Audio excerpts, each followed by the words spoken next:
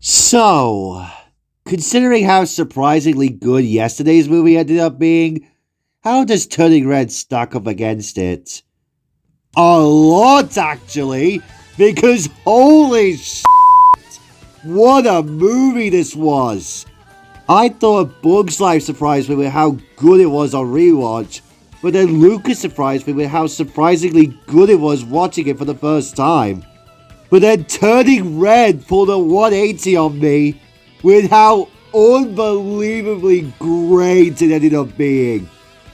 First, the story and concept of this movie is great, and the opening is one of the most badass openings I have seen in modern Pixar.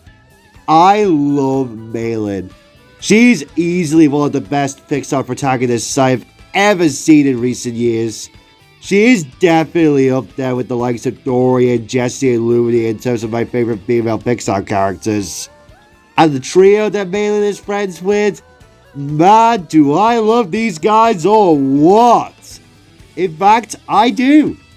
All four of them have a great chemistry as established in the opening scene. Abby is fun-loving, yet wild and chaotic, and is probably my favourite character in the whole film.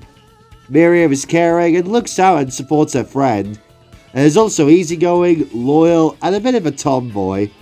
And Pryor is seen as the most chill out of the four girls, but all four make for a great quartet. Granted, they're not on the same level as the Teletubbies or anything for obvious reasons, but I would say that they are a very close second in terms of quartets. And I love how in the opening and ending of this film, Malin literally breaks the fourth wall in a confident way explaining about what goes on in her life. This is basically Thomas narrating the Blubber era done right. Because if you remember, I wasn't a fan of that element in the Blubber era despite the fact that John Hassler is my favorite Thomas VA. It's almost as if someone at Pixar saw that element and was like, well, why if we make our own take of it, but better? To whoever did that take that on one of the Blubber era's features, you deserve all the credit in the world. But the thing that really took me by surprise when watching this film was how genuinely touching and serious it is in parts. This film is about Malin overcoming her inner beasts whenever she gets too excited or pissed.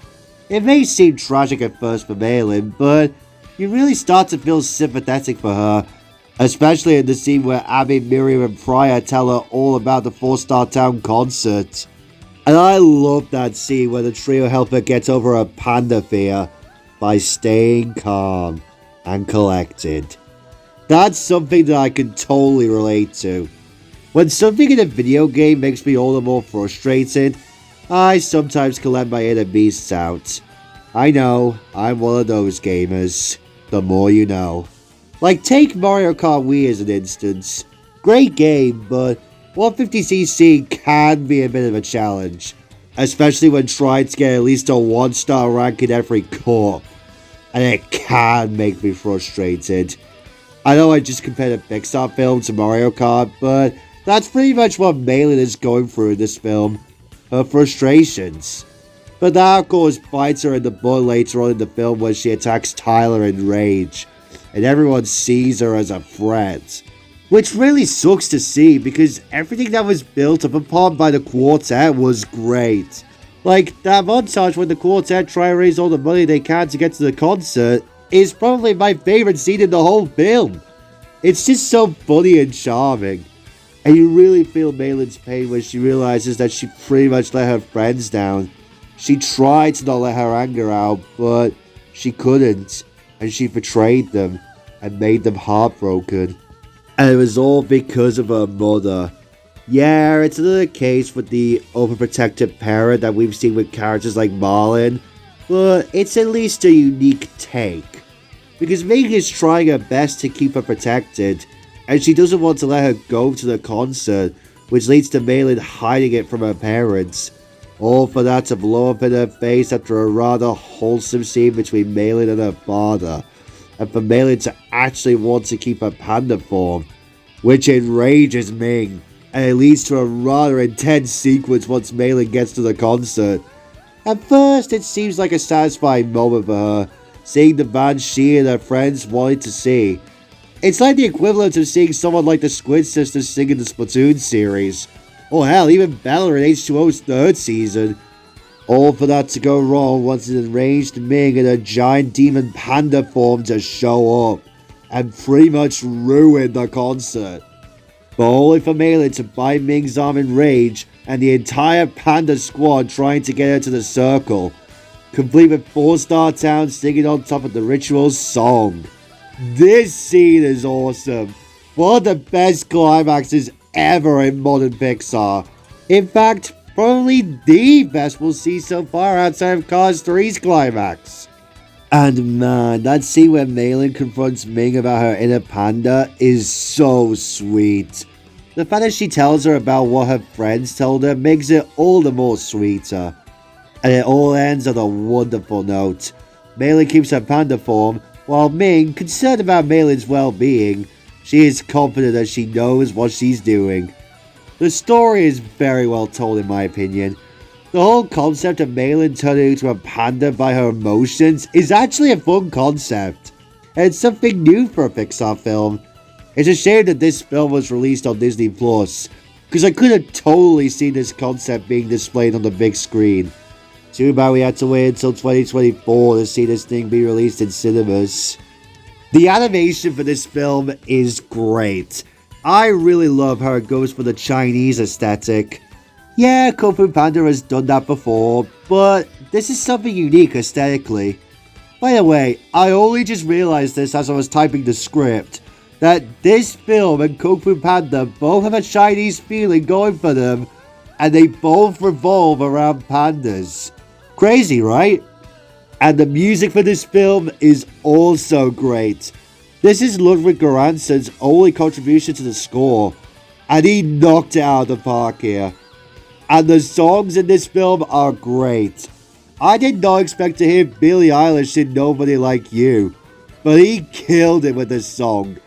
And speaking of songs, I was not expecting to hear Cha Cha Slide, and especially Bootylicious during the party sequence. Those took me so much by surprise. I mean, who would have thought that those two songs I've heard so many times before would be in a Pixar film of all things? But they don't really take me as much as, say, Take On Me or Thunderstruck in Mario Movie 1. But still great to hear them, especially the latter. Wow, our first great movie in a long while. Not that the previous 3 movies haven't been that way or anything, they were still good, but this is the first truly great movie we've seen in the modern Pixar stage for a while.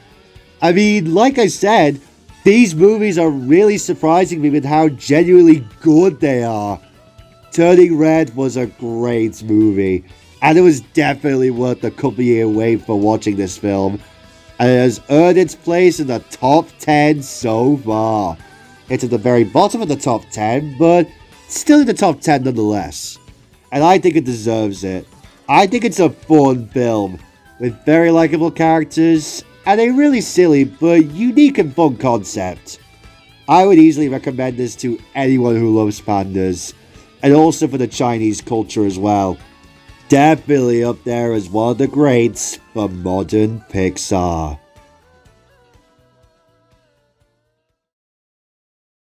Well, we're on the home stretch now, guys.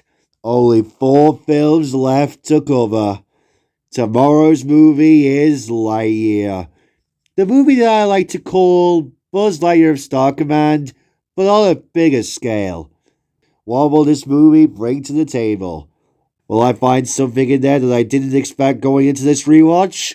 Or will it be just as fun as the first time I watched it a few years ago? All will be revealed very soon.